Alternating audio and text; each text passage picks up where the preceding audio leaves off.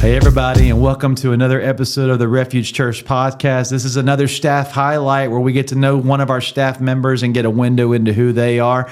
And we are joined now by recently brought on brand new pastor of our Mark Tree campus, Pastor Will Murphy. Will, how we doing, man? I'm doing good, brother. How are you? I'm doing great. It's been an awesome time to have and get to know you as being a part of this.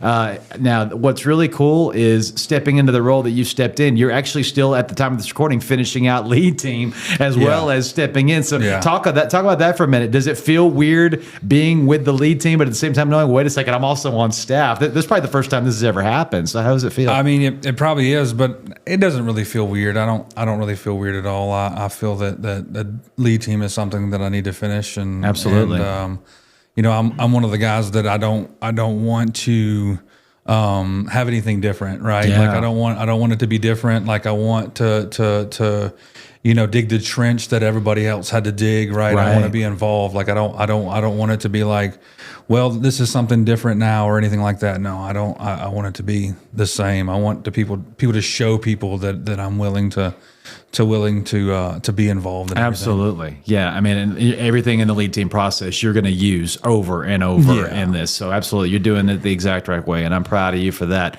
Will, let's start as well as a good place as anywhere to start, and that's at the beginning. Where were you born? I was born in El Dorado, Arkansas. So was Miss Deborah. That's something else you guys share. Now, did you grow up there, move around a lot? Yeah. So I grew up there. I graduated high school from El Dorado High. What was it like growing up there? Talk about your childhood growing up. It's a small town, but for me, it really didn't matter. I mean, most of my life was spent with my family, with my mom, my dad, my grandparents, my aunts, my uncles. We spent a lot of time together, with the emphasis on church, and so church was the second family, right? And so for my life, I mean, I grew up playing sports and I did all that, but it being a small town was really something I think that grew in me as well, because we didn't have all the, you can go run here and go there, all those different activities or events or anything like that, So small town kind of grew up in me as well, and I like the vibe of kind of being slow and methodical about things, and so I kind of embraced it, and I really enjoyed it there. But there are time to grow and go and do that. So I joined the Navy, and that kind of just took off from me doing a lot of traveling. So let's build up to the steps of that. So as growing up, you said you're definitely into sports and you're definitely into church. So talk about the dichotomy of that, because my generation, which is also your generation, we're kind of the last remnant of this, this culture of schools that understand kids need to be in church. That is really non-existent now. Was that the way it was with you, that a lot of the school and the church worked together and Yeah, I mean, I wouldn't say that they worked together in a sense, but it's just the idea. It's almost hostile now. It's rough. Yeah, I think it's the idea in South Arkansas, and I know that if you're listening across the nation or whatever, things are different in different places, right? But like there's still that much respect for the fact that church is happening on Sundays and church is happening on Wednesdays, and that's just something that we're not going to do. And I know things are changing now in a lot of different a lot of different ways, but I'm happy that I got the experience that I got to experience, right, and the way that I was raised, and think that very much so that it needs to go back to that. What all sports did you play, and which one captured your heart? So I played the three bigs, right? Football, basketball, and baseball, and of course, being as a young kid growing up, I enjoyed baseball a lot, right? And then, it was all based off of grades for me and whether I could play or not play. And by the end of the year is when baseball season started, and sometimes my grades weren't where they needed to be, but football and basketball really grew, especially when I got over into high school. I played those two sports. I didn't play any baseball. The game actually got so much faster and so much different in baseball. Like I missed a portion there that I can't see the ball the same way that I used to because it's coming at me a lot differently now. True. And so I just stuck to basketball and football. Ultimately, finally ending, my high school career was just playing football. We come from a big school, and focusing all my energy just on playing football, 'cause that's what my body was built for. So, Me too. Yeah. Yeah. I focused on football 10th grade and up, and it became my passion. I really loved playing it. And and there are things football teaches you, sports don't teach you. There's a lot of things about it. What position did you play? So I was kind of a mixed bag there. And the reason why is because I did have some athletic. I mean, I had athletic ability, but I was still a decent size, I think at the time of graduation, I'm like 6'2", 215. I'm not the fastest guy out there, obviously. I'm not the biggest guy out there, obviously. But so I played a little bit of fullback. I played tight end. Had good hands, right? Good. My hips weren't that great. I was told that my hips weren't that great. But I finished my career off at left tackle. Okay. I finished off at left tackle. I was at left guard. Yeah. Oh, really? Yeah. I got you. I just, I had good footwork, and so I was able to, just benefit from that on the line. Having good footwork and being a rather large guy. There's not. We look at football, we look at college football, and you see these guys, and they're huge. They're mountains. Oof. I mean, and I went to a 5A high school. At the time, it's a 6A high school now. And your whole line wasn't 6'4", 6'3". They are now. 300 pounds. It wasn't like that. So I was still large in a sense compared to sizes. For kids my age at the time. So playing left tackle, I can handle that. Yeah, the coach put me on the line because I have a very I have a good memory and an analytical brain, and they knew I would learn the playbook faster, and guards have to pull a lot, know different plays and things like that, and act quickly. I got so mad, though, because I wanted to play linebacker or defensive end. I wanted to play it so bad. And the coach, I finally had a meeting with somebody, and I said, why won't you ever let me try there? He said, you're too nice. Yeah, well, you got to want to take people's heads off when you play those things. You do, and for me, I probably would have been a good, defensive end. I guess at my size would have been probably a good defensive end. Yeah. But, I went to a large enough school, when we went out there on the practice field, we had black jerseys and white jerseys, and white jerseys were offense and black jerseys were defense. Right. Because we were just a large enough school that you played one way. There was no playing two way. Right. You had enough people, enough bodies, and enough depth to play, different way, the same one way. So that's what we did. Yeah. All right. So now let's jump into your other childhood love. Talk about going to church. What was your church environment like? It was, I don't really have a whole lot of negative things to say about church life growing up. Was it always Assembly? Yeah, it was always Assembly. I was born and raised at First Assembly God El Dorado. And the people there were great. Actually, Brother Ronnie was my pastor growing up. So, I got to, experience, him as being our lead pastor, and church was good. I mean, it was good. The move of the Holy Spirit, right? Everything that you would think that church was in the 90s and the 2000s, right? And that wave of revival coming from, Pensacola and all that. That's what church was. So.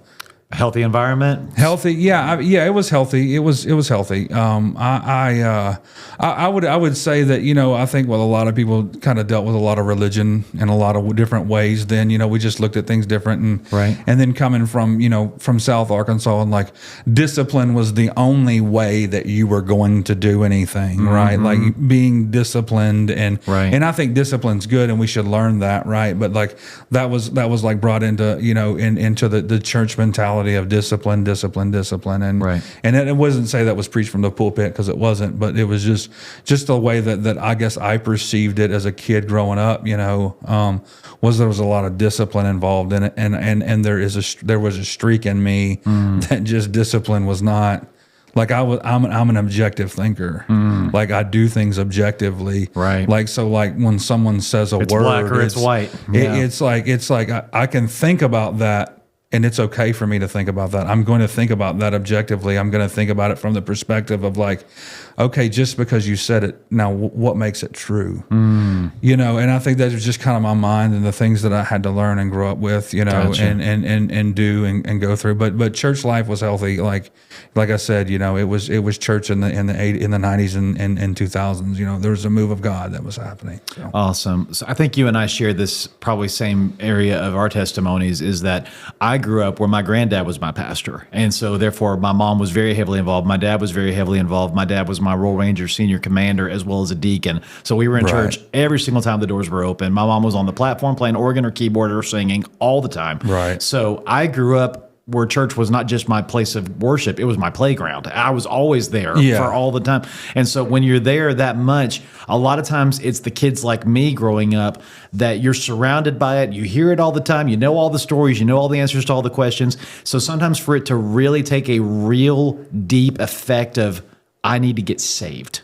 I truly need this to become real for me. It's not just because my mom was or my dad was or I've always been in church. So talk to me about that. If this was such a big deal and you grew up there, at what point in your childhood or teenage years did it finally hit you, I need to make this a real deal? I need Jesus to really be my Savior. So that I think I talked about this yesterday. We were in a lead team class with Sister Sandra, and it was on evangelism, but like that got brought up, you know.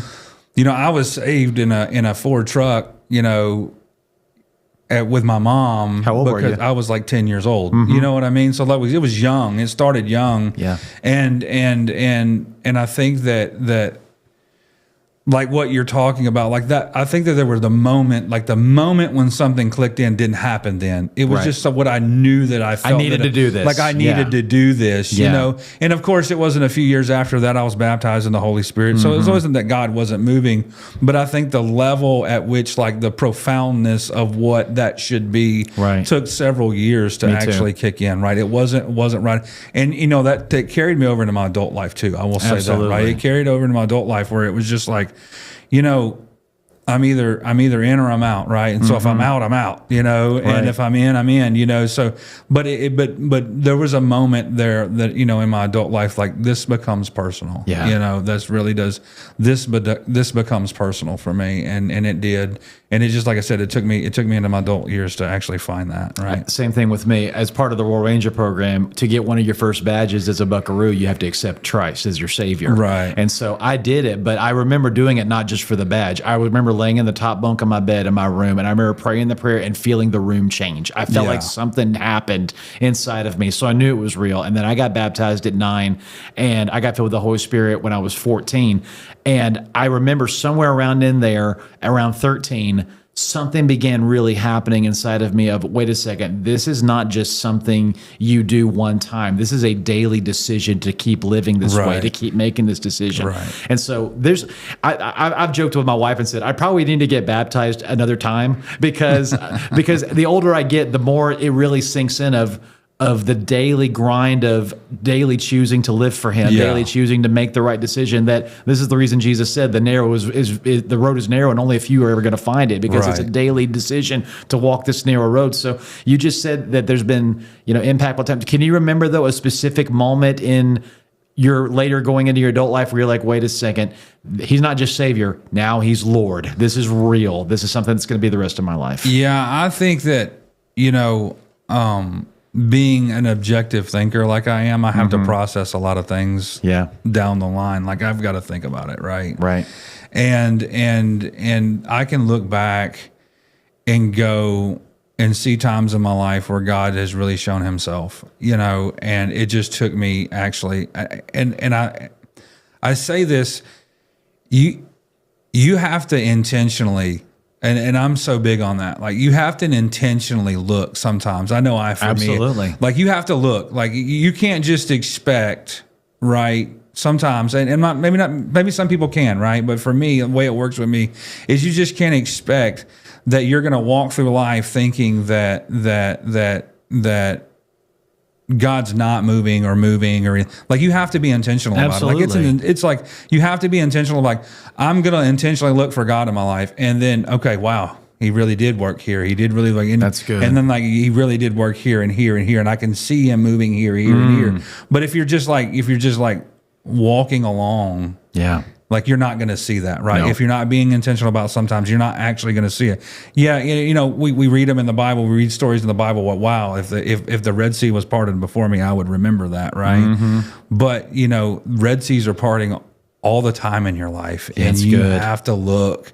You got to be intentional about looking. God is doing things. You know, you know, there's going to be those big aha moments, right? There's going to be those wow moments, but you know He's looking for you to find the small things. That's good. You know, He's going to be looking for you to find those small things. And I love then that. to get to that point where you've built that faith, right? Where the large things start to happen in your life. You know, and I think that. You know, I actually had one of those moments recently. Not where I was like, you know, not following him, Absolutely, but like I had one of those moments where you know, just the things of life have happened, and God just supernaturally just dropped in and gave me so much peace that caused me to like think about everything entirely different. You know, just reaffirmed it all. And he just kind of just dumped that peace over into me, and just it's going to be okay, and it's going to be all right. You know, the things that you're experiencing, the things you're going to be, I'm going to be there for you, and it's going to be fine. And then from when that moment happened, I think this time, like it was just bam.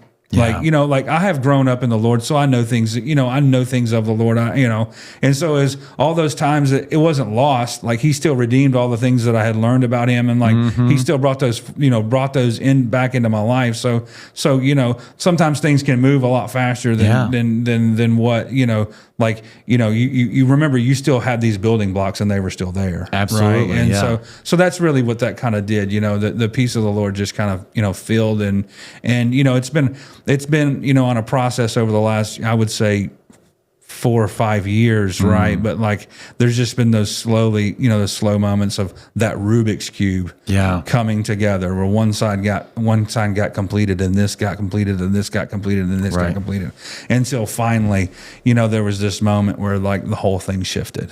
And when it shifted, it was like, okay, wow. You know, wow. Okay. I know what I have to do. I know what I need to do. I can hear what He's calling me to do. That's right. Awesome. So yeah. That's great. Before all of this, you mentioned the Navy. So how did that come about? Well, that's a long time ago. You know, I think about that, and I know some people's time frames on things are different than me, but like I got out in 2011. So, you know, we're coming up on, is it, you know, 14 years now, and it seems like it was a lifetime ago too.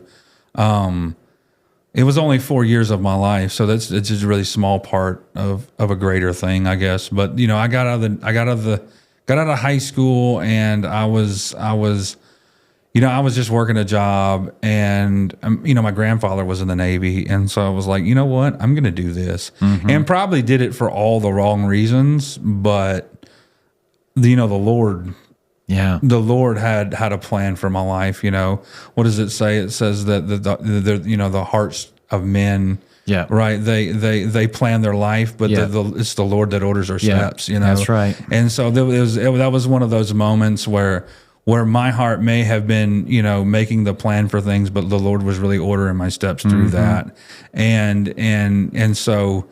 You know, I did 4 years, I got married, had 2 kids, you know, and I was a small town boy from South Arkansas.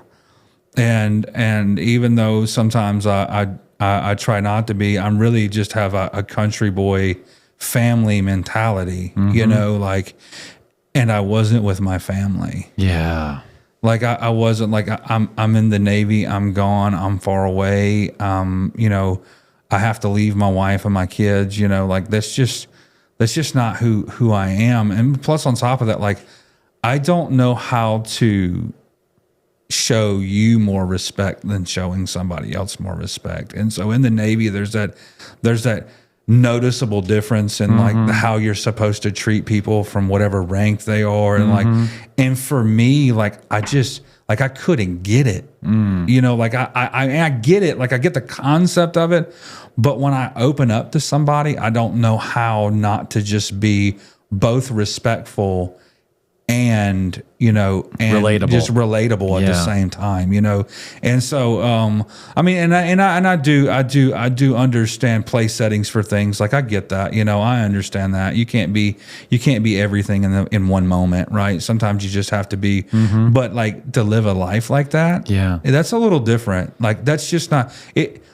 It becomes living a lie because it's just not who I am. Right. I'm like the guy that just wants to be relatable to you and understand you and talk to you and share experiences with you. I couldn't handle the structure in a way of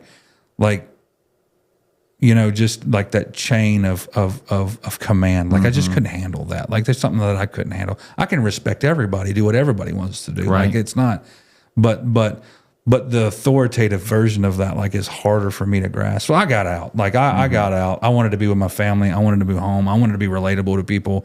I wanted to interact with people. I love people, and that's the way I want my relationships to be. I don't want them to be, because I have to.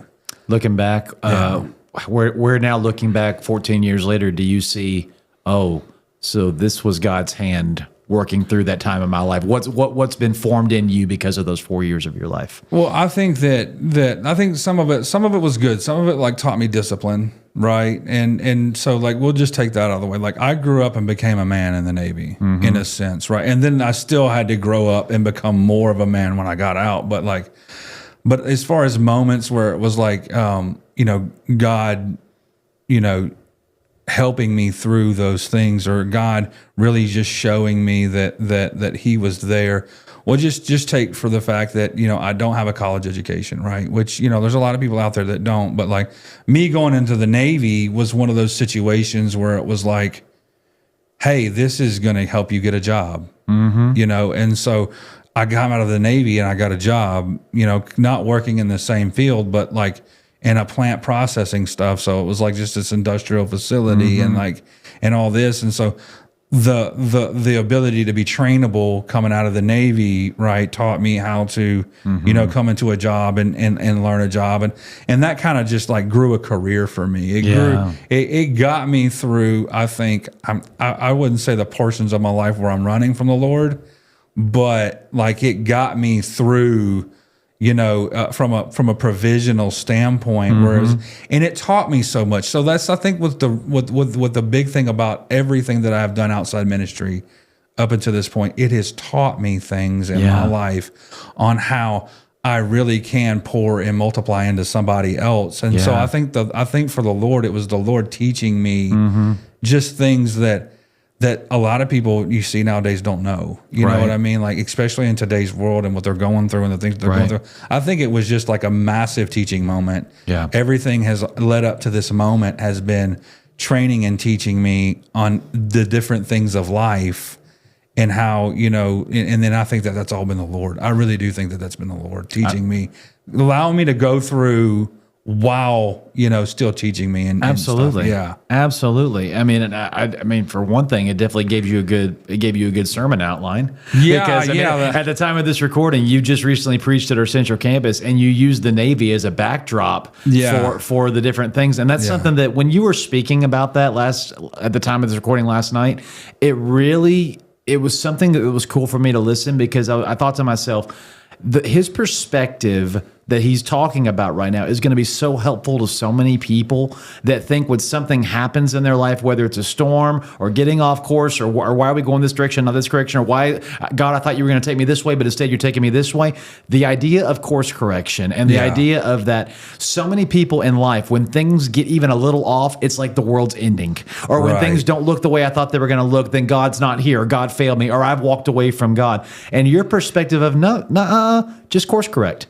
It's just a course correction. Just course correction. Yeah. So talk about that, because that's something that the Navy taught you, that as a pastor, you're going to be able to take someone who's probably in desperate situations or in a bad place or completely misunderstanding who they are, and you're going to be able to sit down with them and go, hey, let's just course correct. Right. Let's figure this thing out. Talk about that. So I think so the whole message actually started over something that I didn't even bring up last night. Okay. And what it was and you'll have to bear with me for a second, but what it was is when you do combat medicine, like you use acronyms, right? And one of the acronyms that we used was H&S Casper, which means head, neck, short spine, chest, abdomen, long spine, pelvis, extremities, and the last one's Casper is reassess. And so reassess just couldn't get out of my mind. Like That's reassess. And I'm thinking like reassess, like, Lord, we just had a great service. What do we need to reassess? Like, last Sunday was amazing, right? And so what do we need to reassess out of that? But like as I kept thinking about it, it kept reminding me, reassession on things is not a bad thing. Not at all. Right? Reassession isn't bad. You're just looking at the things that you've done, right? And then you're going, what can I do different? Maybe this situation has changed. Maybe this needs to be done this way. So the reassession when you're dealing with like a patient in an emergency situation is like, these are the things I've done. This is what I'm seeing. This is what's going on. Is there anything else I need to do? Or is there anything I need to correct from what I'm doing, right? But like it flowed into like the Navy then, right? Like, and of course I learned that in the Navy, but it flowed into like, okay, making course corrections. Yeah. And going, course corrections aren't a bad thing. No, they're not. And the reason why, we look at like, remember God did course corrections. God has done course corrections with men throughout the history of time. Yes, he has. And he didn't get all hurt about it. He didn't get all shut down about it. He didn't go, oh, well, people sinned.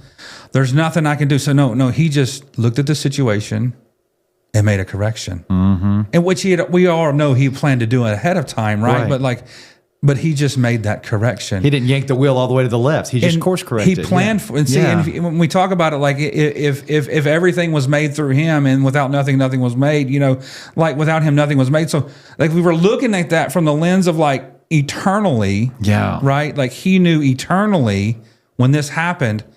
So God planned for course correction in the first place. He knew it was going to happen. That's good. So why can't we take that model and apply it to our lives? There are going to be things in our life that we can't control. There are going to be things in our life that happen. We just need to learn how to pivot, and with that intention, right? With that intention of going, okay, this is drifting me here. Am I sure I'm maintaining the right course? And I'm sure I'm going in the right heading? Like, if we can learn to do that and not just get upset or get out of, no, we just make that course correction, That's right? good. Make that course correction and get back to where we're going. We're intentional about that correction. That's really good, Will. That's really good. You just mentioned, though, wife, 2 kids, which now you have a wife and how many kids? I have 4. Wife with 4 kids. Go ahead and give them a shout out. What's their names? So my oldest son is Braden, and then there's Cameron, and then there's Bentley, and the last one is my daughter, and she's Autumn. Autumn, and then you're married to your beautiful wife, Cheryl? Yes. Okay, so talk about growing up, good old boy from Arkansas. Now you got a wife, you got 4 kids. What's family life like in the Murphy house? It can be crazy. When we were younger and the kids were younger, it was, I spent a lot of time at work. I will say that. Like, I'm not gonna downplay that. I spent a lot of time at work. Just providing. Like, I took provider role, pretty seriously and worked a lot. But provider, protector, and parent. That's what a band is, right? Yeah, absolutely. And so I did too much, probably too much, right? Like I went overboard with it. But like, as far as our house has always been, we've all been just homebodies in a lot of ways. Yeah. Right. We're just, taking 4 kids anywhere is expensive. Oh, absolutely. Going anywhere is expensive nowadays. But taking 4 kids, like I go out to eat at a normal restaurant where something's like, oh yeah, 30, 40, $50. No, 80, 90, 100, 120, Yep. Like it gets up there. And so we're really just, for us at the house, we're homebodies. Nowadays, the kids are kind of older. They can self self-manage certain things and stuff. Yep.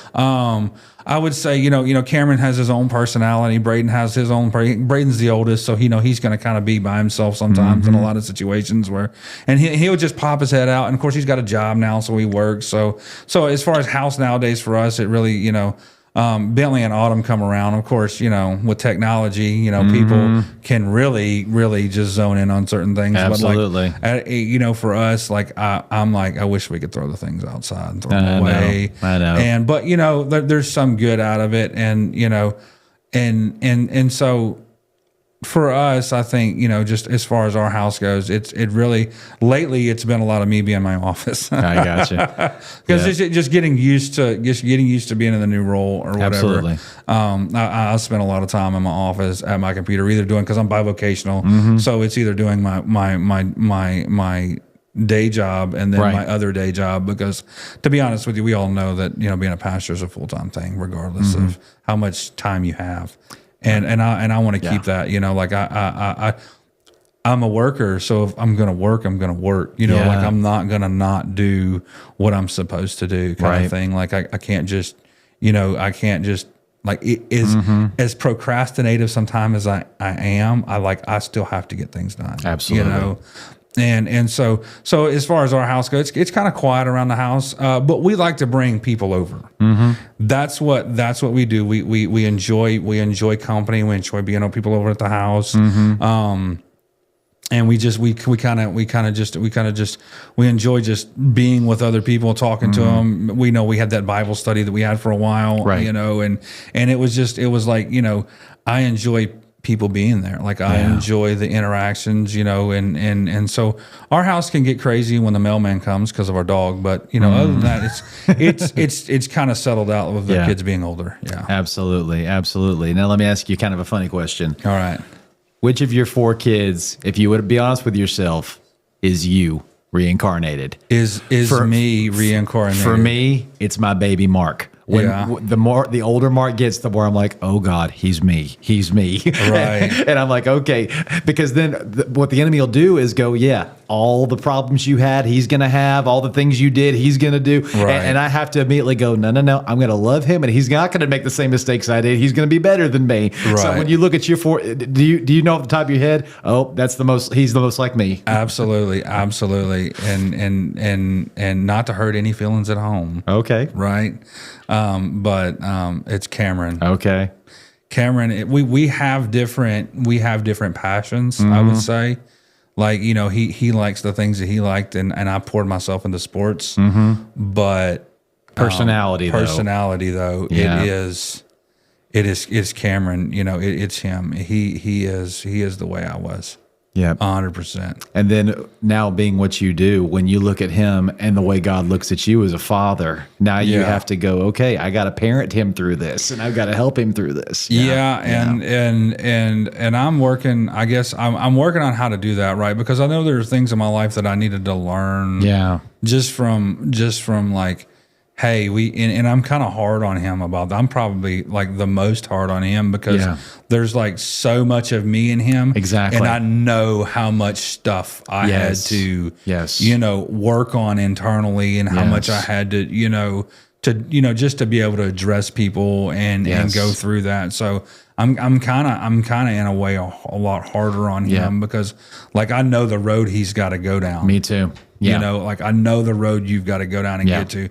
So, this is why I am the way I am, or why I treat you the way I treat you, because like I can't let my thumb off of, this, and I know we all got to, give our kids over to the Lord, know, and I do that, but there are things in his life and the things that he deals with in his life. It's like, son, I know, I've been there. Yes, please listen to me. Please listen. And you know how kids are. Like, absolutely. And I was the same way growing up. Like I was the same. Like, no, if I'm an objective thinker, why is everything that you have to say have to be the right thing? Right. And it's like, well, the reality of it is I'm reading your mail because it's the same letters I got when I was a kid, right? Exactly. Yeah. I'm in the same boat as you. And I'm having to constantly ask myself, going, okay, David, think back to when you were him. Is that the way you want your dad to talk to you? Right. Is that, I think that the grace has to come in. That the grace has to step in. Where the grace wasn't shown for me, maybe in certain situations. Absolutely. Where do I need to show grace at for him? And in the areas where I needed my dad to be tougher on me, then I need to step up and be tougher. Right. Exactly. 100%. Now, let me ask you this about your family life. Accepting this role as to be a pastor, how has that immediately had ripple effects throughout your family? I have kids that I can say this from, because I have so many of them, I guess, like having 4, like everybody's going to be a little different in how they accept certain things. And what's cool is like, I'm getting to see how each one of them are embracing who we're meant to be. Like as a family, because it's not just me, right? Right. I'm not going to, it's not about me. It's about my family. It's about Absolutely. what we can do for, our ministry as a family. Yes. Because it really does affect everybody. Like Everybody at the church is going to be effective. Well, he's the pastor's son, but the pastor's son's willing to give you a hug and love on you and treat you, so people can look up to that. People can see that, kids can see that, and they can see how I address them as my children, Right. and then when they see me addressing them the same way, Right. in a sense of like the love and just talking and being, excited about things. But as far as their acceptance to all this and their experience and all this, Bentley's he's just called, right? He is. If anybody has spent any time around Bentley, they know that he has an attractive personality. He's an attractive individual, as far as when it comes to ministering and loving, and especially children. Right. And then Autumn, I think my daughter is just like, she hasn't said this, and she's probably going to hear me say it now, but I think she's just like super excited about the fact that I'm a pastor. Yeah. Like she's like my dad is doing this, That's awesome. and like they all like when I'm at the house on Sunday morning, they're like, well, Dad, where's your bag at? I'm going to carry your bag. Like that's cool. She's already being an armor bearer. Yeah. Yeah. So it's pretty cool to see her do that. And the rest of them do that. It's not just, but like, you can see that she's like, I'm going to do this, I'm going to go do this. I'm going to take care of this for cool. Dad.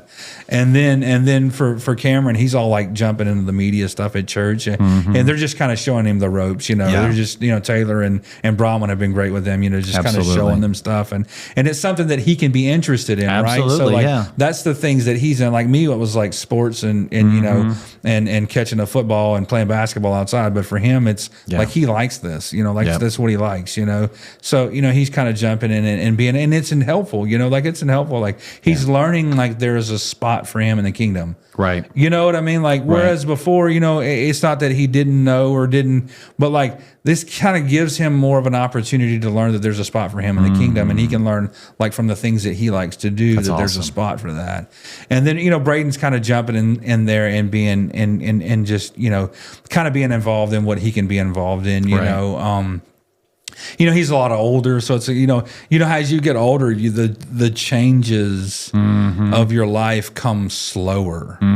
Like what you're willing to accept and change to becomes slower. Right. Like and it's just all because you're thinking about things a little bit more methodically. Like where can I impact? What can I do? Is this worth my time? Is this worth my time? And as I've gotten older, it just gets more and more and more like.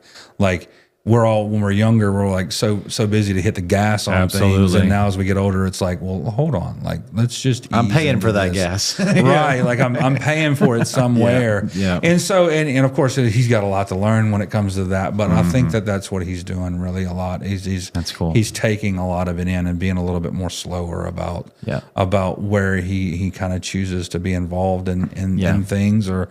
I think they're all excited. They're all accepting it. Like to him, it changes the most, right? He did have friends, here at Central Campus, and he doesn't get to see him as often anymore, And so, but I think that he's doing it the way that I think a 16-year-old in his position would be thinking and processing things, right? So absolutely.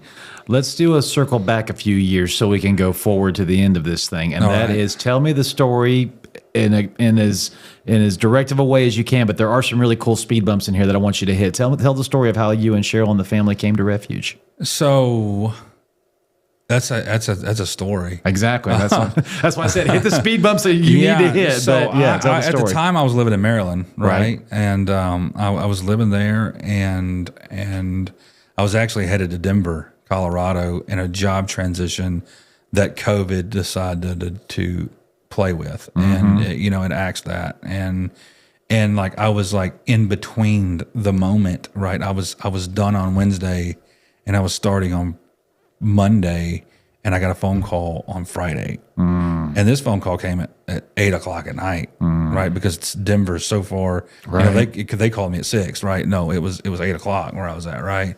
I think that's just the way the time worked out. I think it was something like that. But, 2 hour difference, yeah. Yeah, and so like that was a moment in my life where I was like, like especially for the provider. Yeah, it was like, and there was a lot of faith things that went into that. Like there was absolutely. I think that there was, that was like, the Lord's got to get serious in my life. And I knew, and I don't want to say that in a negative way, like we shouldn't do that, but like the Lord's got to be serious in my life right now. Like absolutely. I've got to do that. And he did, and he did. And we moved back home, and we were at home in South Arkansas for a little while with my parents, and a job came available in Osceola, and I took it. And me and my wife were driving up here because we were going to like try to find a place to stay. We've got 4 kids and a dog. We not just any house is going to fit the Murphy family, right? Right. And so we stayed at Memphis, and then we headed out, and we looked, and there was just nothing. And it's kind of hard, like that. The housing market here is a little different. I think it's getting there, but like information and finding information is a little different here in Arkansas than it is for like Maryland or Dallas, Texas, or Houston or anything like that, right? You're not going to find it. You're just going to have to like, put the work in to go to these different places. And that's what we did. And there was a friend, and that my new boss would know. And so we called him. It was out in Jonesboro. So we came out here to Jonesboro, which is like an hour away, which is, and now in my mind's not very far. And so we were able to find a place in Jonesboro, and my brother, of course, my brother's a pastor, right? He was telling me like, you need to go try this church out here. If you're going to be in Jonesboro, this is where you should go, And so we came, and the first Sunday, welcome home. Yeah. Like, so like this is during like all like COVID protocol, and I think they were just getting back because it was in August of 2020, and so like they I don't think they had been in very long, back in church for very long, and then so we come, and of course Josh, and you've met Josh, he was leading worship or whatever, and I was like, man, this is awesome. But I think beyond any of that, I think the truth is like the Spirit of the Lord is here in Refuge. Yes. Like the move of God is here in Refuge. Like, it's not going to be, Refuge is not a dead, dry church. Like the people here have a hunger for the Lord and the Spirit of the Lord. And so, we came, and it was just like, this is it, and actually that first Sunday was like, I met Josh, and he's like, there's no not noticing, a 6'2", 300-pound guy, lifting his hands in worship, you know what I mean? And just balling. So we talked after church, and we just immediately made connection with him and his family. And then the next week, we was with Matt and Erica, and it was just, great. Right. And so we were here, but at the time for me, I'm still in control. And I'm still in control of my finances. Like me, I'm in control, and not in good control, but in control, and so we were here for like 8 months, and it was a great 8 months, and we left. had an opening to go to work at another facility that I'd worked at before, not the same facility, the same type of facility, and just from an economical standpoint, right? Like this just makes sense. You know what I mean? And I told myself a long time. I moved away from El Dorado back when I got out of the Navy to go work in another facility, and I kind of told myself, if I'm willing to leave my family, my mom and my dad for money, right, to work and make a career and make, like, if I'm willing to do that, then why wouldn't I be willing to go anywhere? So I'm here now, and we left, and then we did have the opportunity to come back, and in that period of us leaving and coming back, it was like I left my family. Oh, wow. You know what I mean? Like I left my family. I left, and I love my parents. I absolutely, I talk to them. We visit with them. We're there with them all the time. And it wasn't, I think that, sometimes we do more things to our family than, oh yeah, for sure. Like, because they are our family kind of thing. Absolutely. And so like they're okay with the fact that I left and went and worked, you know what I mean? But but Refuge was like different. Nah, it was different. Like, and it's one of those things, like, these people love me and they don't have to. Yes. You know what I'm saying? Like, Absolutely. they don't have to. Absolutely. And they were interested in me, and they didn't have to be. Right. And so, just that spirit of family is here. And so, we come back. Right. And I for me, I haven't wanted to leave since. I've had another job since I got back. Like, I had another job, and the reason why I took that job is because I could be both economically provided for in a way, and then still live here. Yeah. And of course, I was gone back and forth with work, but I think this last time was when I gave that economic responsibility over to God. And because I chose that, like, Lord, whatever, I'm going to be here. This is where I'm going to be. I'm going to be at Refuge. Refuge is my family. Refuge is my home. And so I think it's just the family for us. The family and the move of God. First the move of God, and then just that family.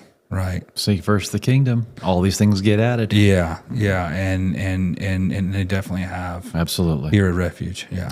That's awesome. So before we bring this plane in for a landing, you're following the very first ever campus pastor of Mark Tree, who planted that church, and he and his family. We love Mike and Sierra. They're serving now at Discover Life Church in Perryville. They're pastoring the Perryville campus up there in Missouri. And so talk about, because when it was announced you would be the campus pastor, it was almost like a no-duh moment for the staff. We all were like, well, yeah, this makes perfect sense logically. Yeah. But within you, talk about that journey of when the transition started happening, and then how God put you on the radar of Pastor Matt and how that started happening.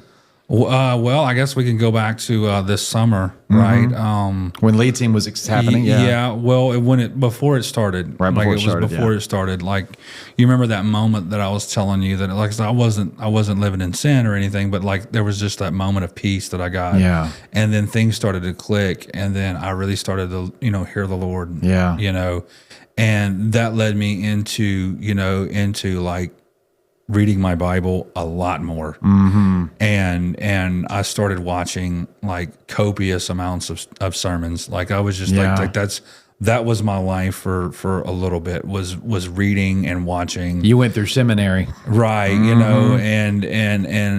I knew that the call of the Lord was already on my life. I knew that from a kid. Right. But like, it's like, okay, there's a point there that I have to be intentional about this. Right. And then now, like, the Lord's not screaming at me, but like, he's making it very, very clear, like, this is what he wants me to do. Get ready, son. And so I went from, like,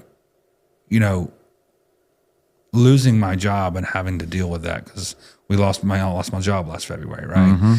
Having to deal with that, to letting me walk that out, right? And in a lot of ways, him showing himself faithful over and over and over again, and then to that moment where that peace finally hit, and then faith began to grow, Right. and prayer began to grow, and answers began to come. Yeah. And I think it was just the Lord, waiting. He's given me these moments, and what's neat about this is so during this time period where I'm reading and I'm watching, the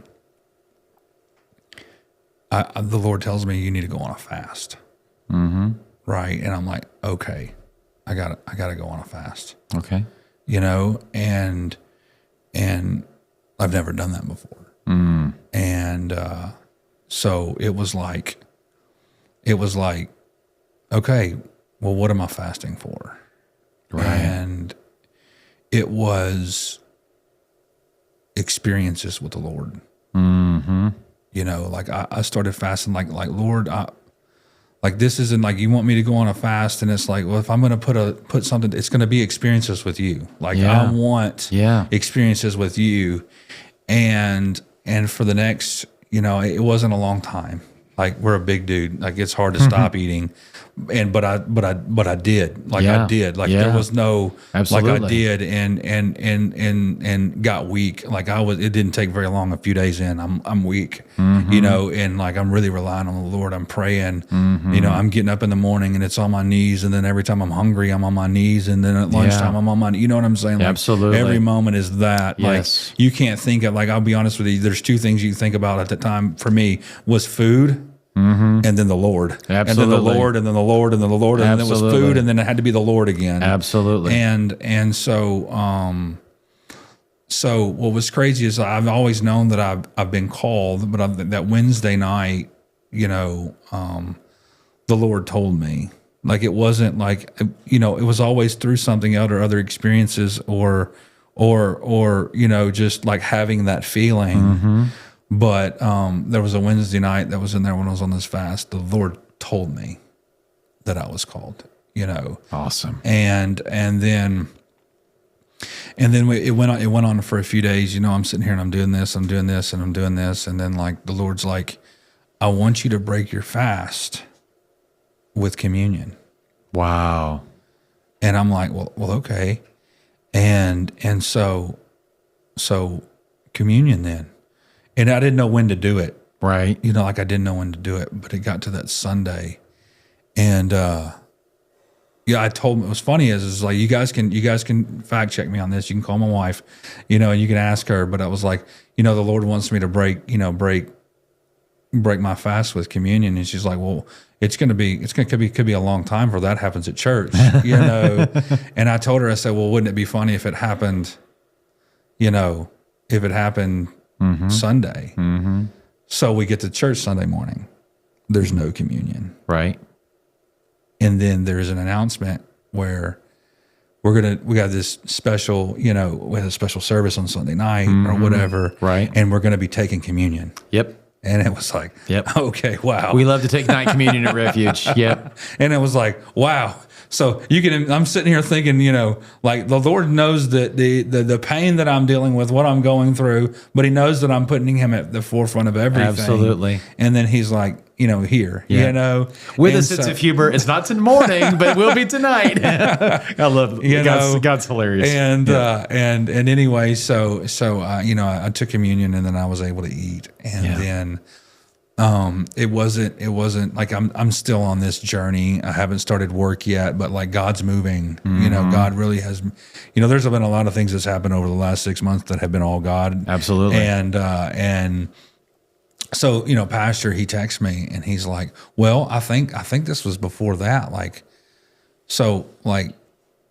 Some people that were coming over to my wife works with or whatever, some ladies that go to church with us, right? They, my wife works with, and they were working at, and then, we were having a day where they're busy and everything. And then it was like, okay, I'm just going to make them something to eat, And so making them dinner ended up turning into them coming over for dinner. And then that ended up turning into inviting more people over for dinner, which was like, okay, the Lord wants me to do something. When you get called, when you really hear the call of the Lord, you're going to want to do something. Right. And that was like, okay, he's given me an opportunity to pour into people. Mm-hmm. And then, like you said, like seminary was starting, right? Absolutely, yeah. And it started with a group of people that I absolutely love. And so we started a Bible study on Tuesday nights. That's awesome.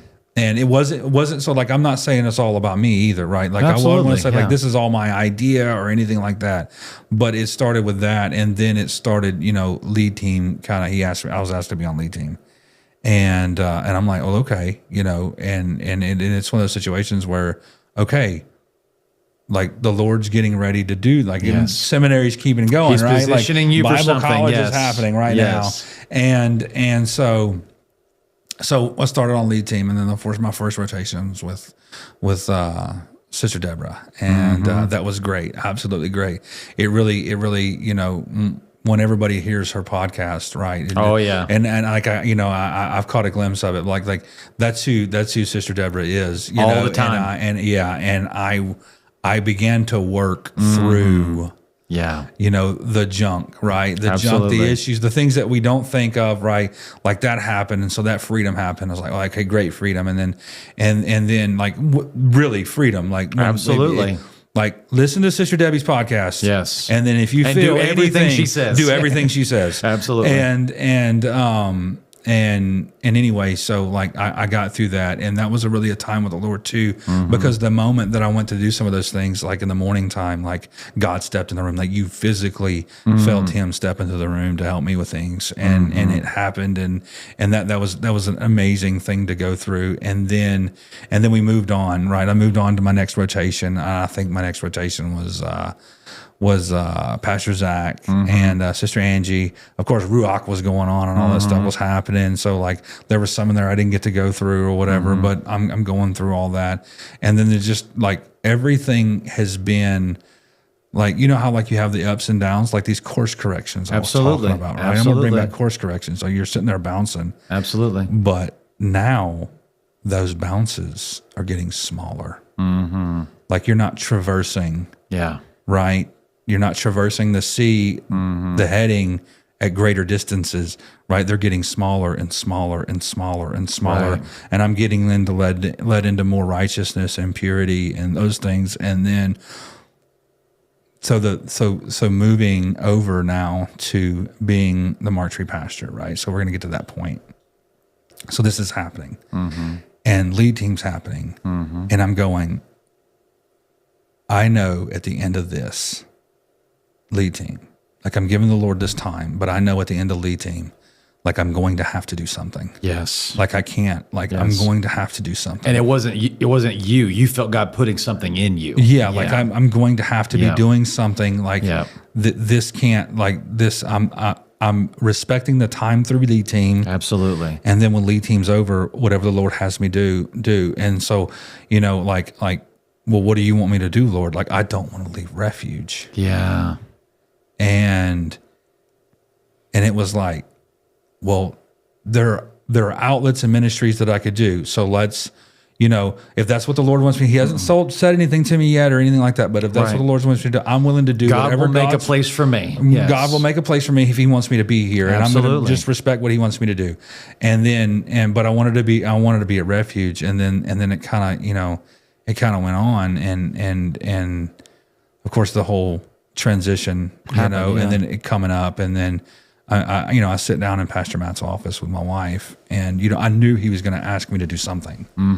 Right? I knew like there's like the Lord's not going to take you through things and like put inside you things that He wants you to do, and then not to bring about opportunities. Right? No, God does not exasperate His children. Right? No. And so I went in there, and then the story, and then it was like, oh, okay. And How heavy was that moment for you? Well, it was just like, it was the affirming of the Lord. Yeah. Like I've got things, I've called you to do something. I've got things for you to do. Right. Like, and so this is it. You know what I mean? Like, Right. this is it. And I want our listeners and our viewers to understand, I don't mean heavy as in like dreadful. I mean heavy as in like, oh, that's what this is. Yeah, like you felt like you got a road placed on top of exactly. you. Like, I've got something for you, son. Everything's built up to this moment. Right. Yes. Yeah. And so we went through we went through that, and then we kind of went down to Marktree, and we just started to kind of to cultivate like a thing, like, okay, this is what the Lord, like, I'm going to back up though. Okay. And the reason why I'm going to back up is because I'm going to go back to, because this is really interesting. I'm going to go back to November. So, we're at my parents' house, and me being a pastor was something that my wife, like, she kind of struggled with there for a second. Like, what, I don't know if I can do this. I don't know if I can do this. I don't know if I can do this. And so of course my brother and my sister-in-law are there, and they're pastors, and my sister-in-law told her, she said, I know you might think that you can't do it, but the Lord's going to empower you to do the things He's called you to do. That's good. Like, you can't worry about what you think you can do. That's right. Like, you just got to focus on, if that's what you're called to do. That's good. Then that's what the Lord's going to do. And so we didn't know anything about Marktree then, right? And so that word was spoken that way. Praise God. And then we get in to being asked, and then there was like, all right. And then I can remember we're driving home from Marktree, and I said, honey, I don't want to hear like how you feel about the job. I want to know what you feel. Right. Like, what you feel. And she was like, I'm excited. Yeah. Like, I'm excited. And like, and it was like, because we can all say we're excited about a job, like we're excited about the opportunity. Right. We can use that rhetoric or that, Absolutely. but like I want to know how you feel. Yeah. Not what you feel about it, but how you feel. Exactly. And she was like, I'm excited. And that was all right. You needed that. I needed that. Yes, you did. And anyway, so, we accepted. And then, the transition for me was, thank you. I mean, I appreciate the transition, like I think what Pastor Micah did, like how that was done, that was great. I don't think it could have been done any better. Yeah, I really don't. He really did a good job. And he really, and for me though, like, I'm like a boxer, and, in the corner of the ring, just waiting on the bell to go off. Because like for me, like I want, it's like I want to go, I want to go, and the Lord's putting that in me, like that. I want to go. I want you, He's giving me that urgency, right? That the just the Spirit and how the Spirit does so things to you, like you're just wanting to, you're wanting to go, and so the final transition happened, and then they left. And my first Wednesday, it was my first time preaching was a Wednesday night, and it was just like, okay, here we go. And it's been great. It really has. We're coming up on, I guess we're coming up on 3 weeks in. Yeah. Finished at the time of this recording. Week. Yeah. At the time of this recording, it's been 3 weeks, and it has been. I would say this: it's been one God movement after another. Absolutely. Like I'm really at a point where I'm like, what does God want? Yeah. Like, what does God want in this? Like, I'm not trying to be anything more than who I am right now. Like, I want just the Lord to show up and show out, and whatever way the Lord wants to do it, I just want to be obedient to what He has, to His call, to His voice. And if I don't look the way I'm supposed to look, or the way that people think I'm supposed to look, it doesn't matter. Good. Like, I want this to look like God wants it to look, right? Amen. And so if there's course corrections for things in our lives and the way things are done, and there's going to be course corrections in different types of ministries and the way things are perceived and the way things are done. Right. And I want God to be there, and I want God to show up in those things. And I think that's the only thing that matters is, what is God doing in Marktree? What is God doing in Refuge in Marktree? What is God doing in Refuge, here at Central, here at West, right? Like, what is the Lord doing? Because that's the only thing that matters. Absolutely. Is what the Lord's doing. It doesn't matter what it looks like, but what is he doing, and how is he showing himself? Well, you answered my last question, which is awesome, and which is simply going to be, what's God speaking to you right now? And that's exactly what God's speaking, and it's to go and do what he wants. That's all it is. It's exactly that, and that should be for every pastor. And there's a comforting in that, and it's something that I embraced in my 30s, but I didn't really grab a hold of it until I came to Refuge. And it's this really novel but yet obscure thought: it's okay to be me. Yeah. And that's something, because forever when you're in ministry, you're learning from other ministers, right? And you're sitting under them and you're gleaning from them. And I'm sure I can't imagine being the disciples and knowing who their master is, right? And then especially after the 3 days when you're like, oh, this is definitely who our master is, right? And then sitting under them, and then Peter all of a sudden realizing, I know I'm supposed to be like him, but do I still get to be me? And he's like, yeah, that's why I called you. Right. And so that's something that I'm so glad that you've already grabbed a hold of. No one's asking you to be just like the person who came before you. No one's asking you to be just like Pastor Matt. No one wants you to be compared and be like David. You got to be Will Murphy, because God needs Will Murphy at Mark Tree. Right. And I'm so glad you've already embraced that. That's exactly what you need to be. And like you said, you be Will Murphy down there. And when God says it's time for me to be me, do it, Lord. Right. Do it, Lord. Do what you want to do. Take over. Do what you're supposed to do. I deny myself. Absolutely. I will rebuke myself out of all of it. I don't care. I just want the Lord to show up. Absolutely. Yeah. Don't ever lose that. Well, Will, let's end this on a fun note, and let's play the lightning round, buddy. All right. So here's what's going to happen. I'm going to ask you 20 questions. You're just going to go deep from within you, your knee-jerk reaction. Give me your gut on which one of the two you're going to pick every time I ask it. You ready? All right. Here we go, Will. First question: savory or sweet? Savory. All right. Number 2: the mountains or the beach? The beach. All right. Number 3: spring or the fall? Spring. Number 4: Apple or Microsoft? It doesn't. I enjoy using an Apple computer, but I mean, we all use Microsoft software on Apple computers. That's just true. And a networking guy is going to know that. Number 5: dine in or drive through? I'm a dine-in guy. Number 6: ice cream in a cup or a cone? It's got to go in a cup. Okay. Number 7: a vacation or a staycation? Vacation. Number 8: does the toilet paper roll over or under? Over. Oh, so thankful for you, sir. Number 9: do you like to watch movies or TV more? I enjoy a good movie, but we've got to have good movies, and they haven't been great lately. So I know. I'm more movies too. I like a good story. Yeah. I love good stories. Number 10: early bird or night owl? Both. Really? Yes. Can you do them back to back? Yes. And that's hard to do. So you can go to bed late and wake up early and feel just fine? Yes. That's hard. Is that I can't do that consecutively. Obviously, like the body needs sleep. Right. But yeah, I mean, I can. But if you have to pick one, would you rather only wake up early or only go to bed late? I would only go to bed late. Okay. Yeah. Number 11: football or soccer? Football. Number 12: basketball or baseball? If I'm watching it, or playing it? You know what? I'm just gonna pick basketball. All right. Number 13: read a book or listen to a podcast? I would rather read a book. All right. 14: teach in a small group or teach in a large service?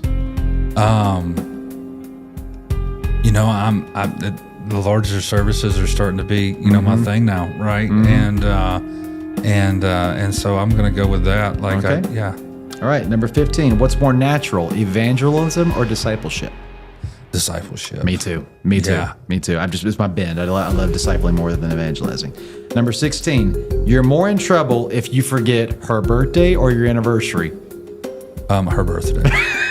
Definitely her birthday. Absolutely. 17: a planned trip or a spontaneous adventure?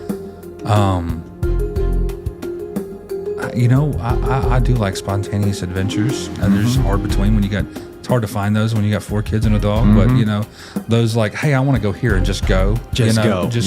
I love that too. I can research a lot of things on the plane or on the drive on my phone, where I want to go, what I want to go do. Right. So absolutely. All right, this is gonna be a hard one for you. What's the bigger priority, the hair or the beard? The hair is. I really don't pay attention much to my beard, except when it starts to grow over my lip, and I just get the trimmers out and I trim it, and actually when I get my hair cut, I just have them go ahead and just trim my beard too. There you go. Yeah. Number 19, take a walk or take a drive?